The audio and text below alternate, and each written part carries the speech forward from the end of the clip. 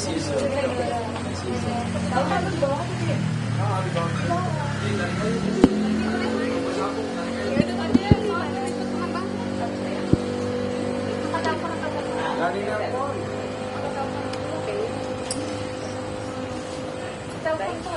teman-teman. Siap Pak. Bentar. Saya buka dulu ya. Iya, silakan Pak Refli. Bismillahirrahmanirrahim. Assalamualaikum warahmatullahi wabarakatuh. Kawan-kawan semua, terima kasih banyak telah hadir dalam press conference sebelum bukan pemeriksaan, tapi pemberian keterangan ahli. Dua ahli kita yang sangat tersohor, sangat tersohor. Sebenarnya tiga, ya. Nanti menyusul Profesor Din Samsudin, tapi yang sudah hadir adalah Komisaris Jenderal Polisi Purnawirawan Nugroho. Kita tahu beliau adalah mantan Wakapolri, Wakil Kepala Kepolisian Republik Indonesia, bintang 3, hampir bintang 4 sesungguhnya, kalau tidak pensiun. Nah, yang kedua adalah teman baik saya, ya. Dulunya termul sebenarnya, tetapi sekarang sudah sadar, ya kan? Muhammad Sobari, karena saya pernah berdebat lama sama beliau, kan? Nah, tetapi sekarang beliau justru mengatakan doktrin bahwa beliau tidak ingin meringankan RRT, Roy Rismond dan Tifa, atau Tifa Roy Rismond, tetapi beliau ingin membebaskan. Jadi bukan hanya meringankan, membebaskan.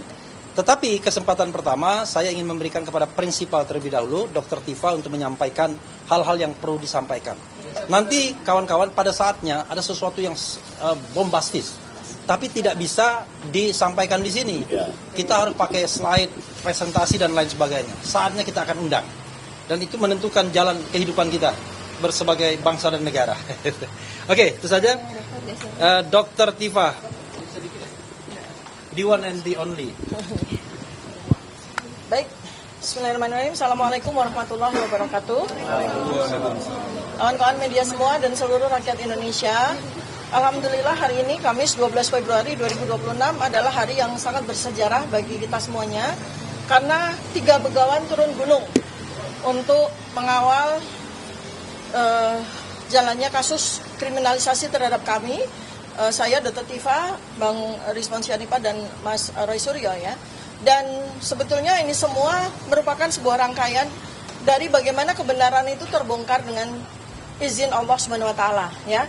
Di tangan saya ini ada setumpuk dokumen, yaitu ijazah yang diklaim sebagai ijazah mantan Presiden ke-7 Joko Widodo, yang menjadi kajian penelitian kami sejak tahun 2022. Ketika ijazah itu dimunculkan untuk yang pertama kalinya oleh Dekan Fakultas Kehutanan UGM, Sigit Sunarta. Dan disitulah titik di mana kami mulai melakukan penelitian. Jadi tidak benar apa yang dikatakan oleh para termul, bahwa kami melakukan penelitian baru di bulan Agustus 2025 ketika buku kami Jokowi's White Paper itu launching. Tidak betul itu. Jadi buku Jokowi's White Paper itu adalah hasil dari penelitian kami selama kurang lebih 3 tahun. Sejak Oktober 2022 ketika spesimen ijazah ini keluar untuk yang pertama kalinya.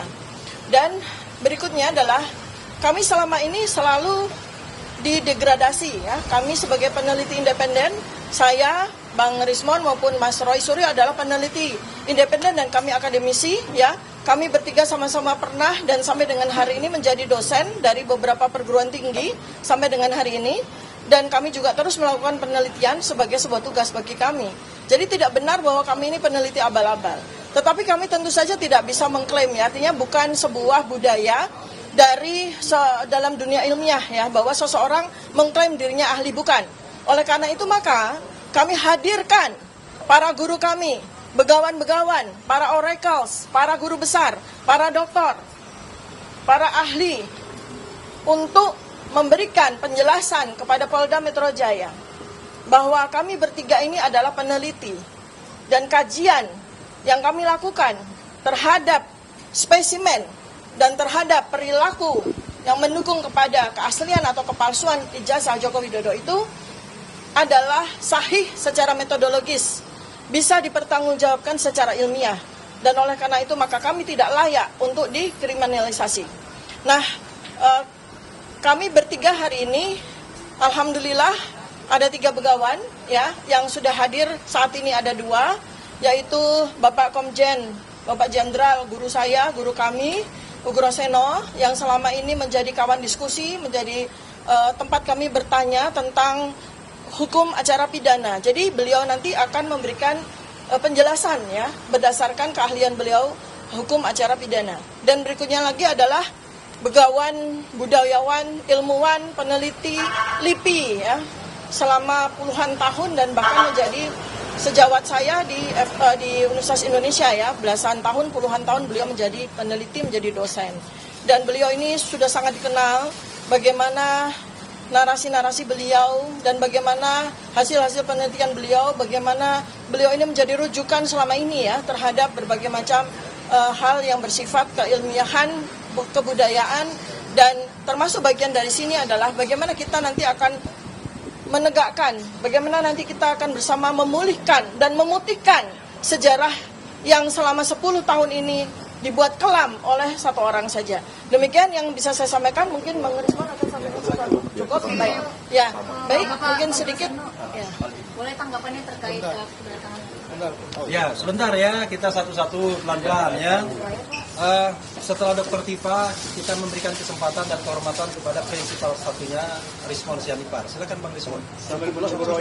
Cukup. Sama. Yang paling penting kita sudah kasih kesempatan. Nah, berikutnya adalah Pak Muhammad Sobari karena beliau datang duluannya. Kita hormati beliau. Oke, silakan. Harus begitu. Iya, harus begitu. Oke, terima kasih. Saya menjawab atau menjelaskan? Oke, kalau menjelaskan begini dulu, Bung. Kita jangan, ini Bung Refli ini kan kawan dekat jadi banyak berguru. Jangan ada yang menulis kata termul untuk saya.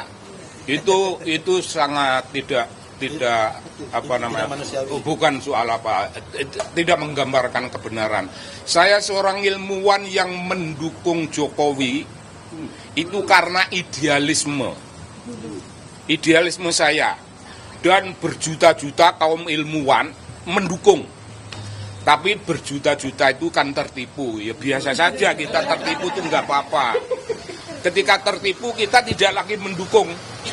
Idealisme kita itu tidak bisa dijalankan oleh dia.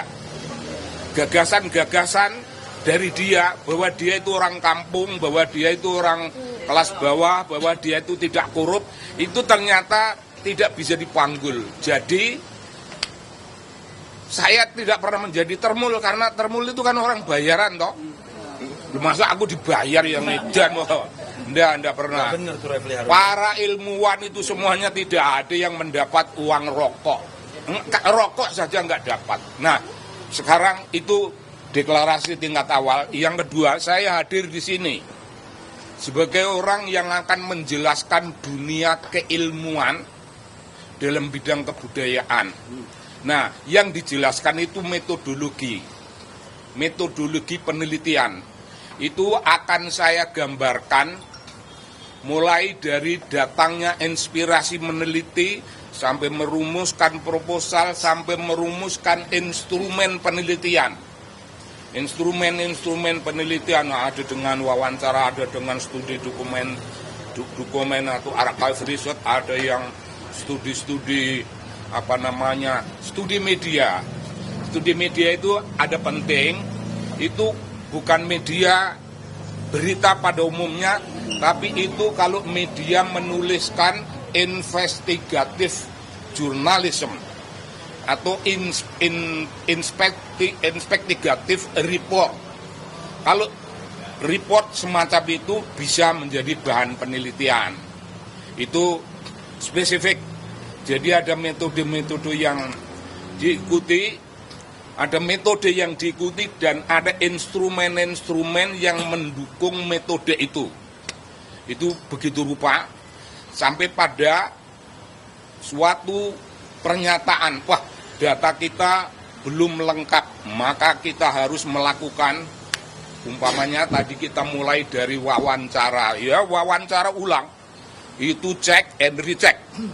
Kalau check and recheck itu masih juga belum menggambarkan kebenaran, itu dilakukan suatu wawancara mendalam untuk memperoleh keutuhan. Saya kira macam gitu.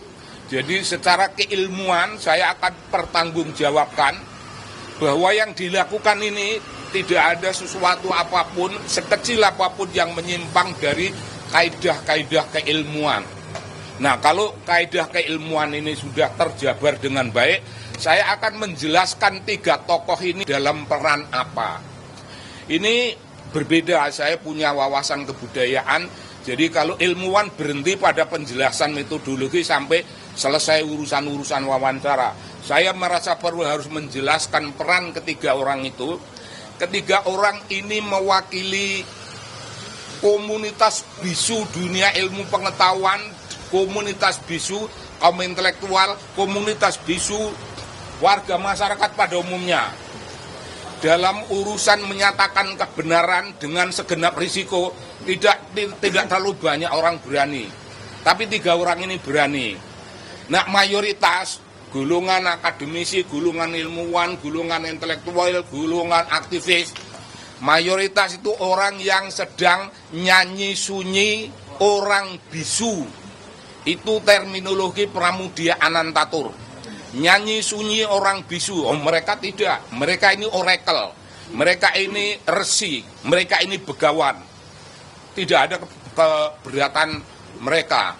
Nah, yang dilakukan oleh mereka itu 3 tokoh ini sedang menjalankan apa yang namanya the role of intellectuals.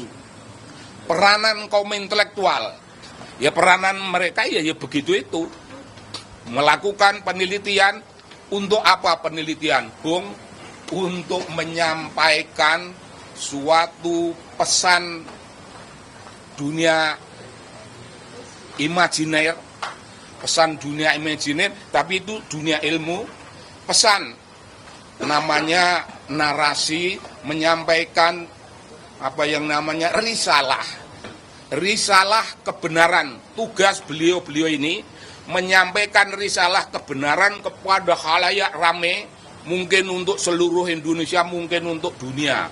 Risalah kebenaran itu disampaikan karena tugas kaum ilmuwan seperti itu. Risalah kebenaran itu mulia.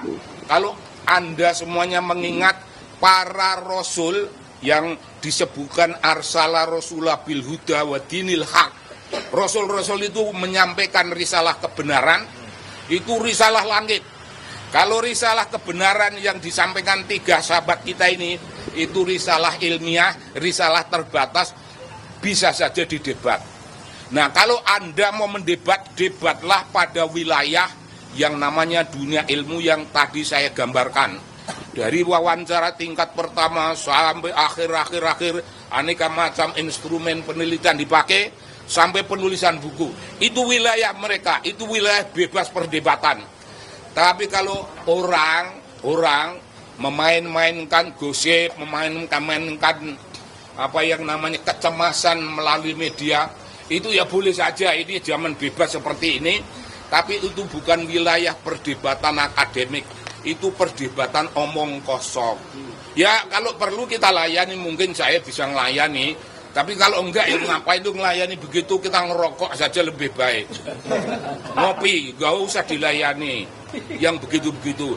Jadi ingat, wilayah perdebatan beliau-beliau itu mulai dari inspirasi pertama untuk meneliti sampai ke selesainya penelitian, sampai ke selesainya penulisan. Apakah masih ada waktu saya? Silakan. Kalau masih ada, saya ingin menjelaskan. Itu penjelasan ilmuwan, sekarang penjelasan budayawan. Tapi nanti habis pemeriksaan press conference lagi kita. Itu enggak masalah. Penjelasan dari perspektif kebudayaan, saya merasa perlu.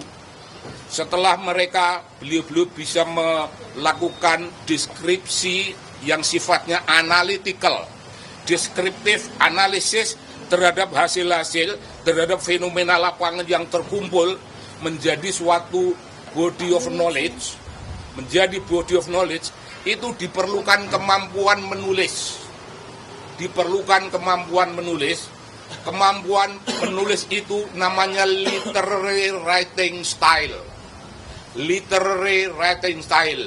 gaya penulisan sastrawi.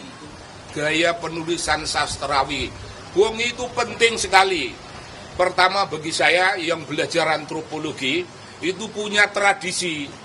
Kalau mau menulis, orang-orang antropologi menulis kok kaku, itu belum dianggap. Jadi antropologi harus menulis dengan eloquent expression, langgam yang enak, langgam yang mudah dipahami oleh pembaca.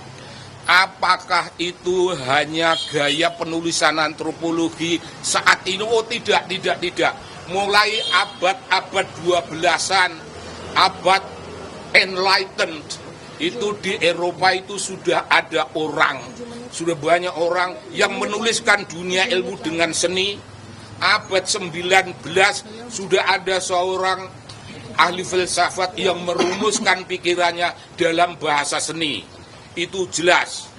Nah, dalam pikiran orang-orang semacam itu digambarkan mereka itu punya bengkel dalam diri masing-masing. Bengkel itu ada peralatan-peralatan, alat bengkel ilmiah itu saling meminjam dengan alat-alat bengkel kesenian. Dan karena itulah maka 7 menit lagi buat Pak. Oh, kalau gitu nanti kita bisa sambung sesudah selesai. Saya baru sampai bicara pada bengkel. Sekarang Bapak yang akan ganti berbicara. Ya, sisa ini terakhir ya, pembicara terakhir adalah Pak Ugroseno.